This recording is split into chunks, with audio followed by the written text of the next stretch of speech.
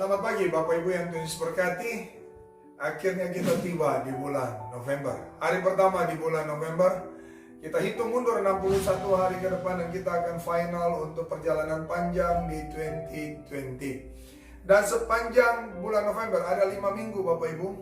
Ada 5 minggu yang Tuhan anugerahkan bagi kita di bulan November. Kita akan menyegarkan diri kita kembali dengan visi misi gereja, dengan beberapa nilai-nilai gereja yang akan kita bicarakan dalam 5 minggu ini. Dan khusus tanggal 1 November ini saya akan coba mengingatkan kita kembali tentang apa yang Tuhan mau kita lakukan untuk menjadi seperti Yesus. Ya, gereja ini ditanam dengan nilai, dengan keyakinan yang kuat tentang the power of prayer. Dan kita akan belajar hari ini dari Lukas 18 ayat yang pertama hingga ayat yang ke-8.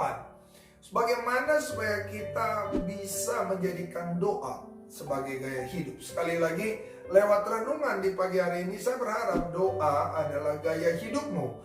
Bahkan lebih tegas lagi, doa adalah hidupmu. Perumpamaan tentang hakim yang tak benar. Yesus mengatakan suatu perumpamaan kepada mereka untuk menegaskan bahwa mereka harus selalu berdoa dengan tidak jemu-jemu. Katanya, dalam sebuah kota ada seorang hakim yang tidak takut akan Allah dan tidak menghormati seorang pun. Dan di kota itu ada seorang janda yang selalu datang kepada hakim itu dan berkata, "Belalah aku terhadap lawanku." Beberapa waktu lamanya hakim itu menolak. Tapi kemudian ia berkata dalam hatinya, "Walaupun aku tidak takut akan Allah dan tidak menghormati seorang pun, namun karena janda ini menyusahkan aku, baiklah aku membenarkan dia, supaya jangan terus saja ia datang dan akhirnya menyerang aku." Kata Tuhan, camkanlah apa yang dikatakan hakim yang lalim itu. Tidakkah Allah akan membenarkan orang-orang pilihannya yang siang malam berseru kepadanya? Dan adakah ia mengulur-ngulur waktu sebelum menolong mereka? Aku berkata kepadamu, ia akan segera membenarkan mereka. Akan tetapi, jika anak manusia itu datang, adakah dia mendapati iman di bumi? Nah, Bapak Ibu yang Tuhan Yesus berkati, ini sesuatu yang sangat luar biasa. Luar biasa karena Tuhan mengajarkan gerejanya harus berdoa dengan tidak jemu-jemu. Tapi mari kita renungkan, apakah kita ada dalam posisi ini ataukah doa hanya merupakan sesuatu tak kala kita ada dalam something problem dan kita datang dan kita berdoa. Ataukah seperti Yesus berkata, doa harus dilakukan, dinaikkan dengan tidak jemu-jemu. Sederhana, kalau kita lihat kisah ini, maka ada 3 hal yang saya ingin bagi dengan Bapak Ibu. Kenapa gereja harus berdoa dengan tidak jemu-jemu? Kenapa doa harus menjadi gaya hidup Bapak, Ibu, dan saya? Karena yang pertama dari kisah ini mengajarkan kepada kita bahwa doa mengajarkan kepada kita untuk hormat akan Allah. Dengan berdoa dengan tidak jemu-jemu, maka tanpa sadar itu mengajarkan dalam kita rasa respek yang tinggi akan Allah. Karena saya terus berdoa, maka dengan sendiri saya akan belajar menghormati Allah. Mari Bapak Ibu kita jujur. Hukum kehidupan yang tidak dapat disangkal adalah sesuatu yang didapat dengan mudah. Kadang kita tidak terlalu menghargai. Ya, ada beberapa orang yang mungkin merasa begitu gampang berdoa. Tapi saya mau bilang buat Bapak Ibu bahwa tidak semua orang berdoa langsung dijawab oleh Tuhan. Ada beberapa saat seperti kita ada di waiting roomnya Allah. Kenapa? Karena gereja harus diajar untuk menghormati Allah. Sehingga waktu Allah menjawab doa kita, kita tidak lantas melupakan dia. Bapak Ibu ingat kisah 10 orang kusta minta pertolongan dari Allah. Begitu instan. Mereka teriak dan Yesus menjawab, "Pergi." Dan waktu mereka pergi kepada imam, mereka sembuh. Begitu instan. Tapi mari kita lihat berapa yang kembali kepada Yesus. Hanya 1. Itulah hukum kehidupan.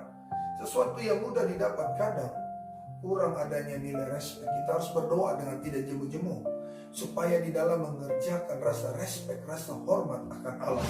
Yang kedua, kita berdoa dengan tidak jemu-jemu menandakan ketergantungan penuh akan Allah.